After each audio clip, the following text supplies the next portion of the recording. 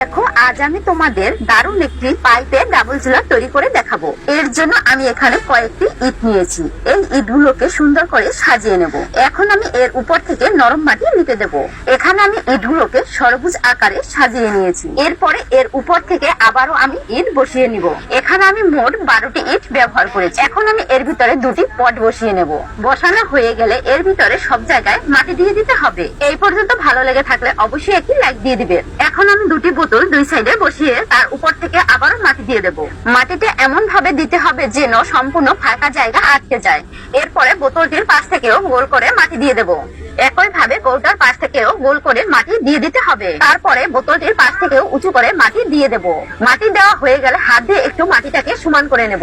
এখানে আমি এক এক করে সবকটি পটি উঠিয়ে নেব। তারপরে একটি কাঁচির সাহায্যে এর ভিতরের যে মাটিটা আছে সেই মাটিটাকে আমি তুলে ফেলবো। এখন আমি জল নুড়ি দিয়ে লিপে দেব।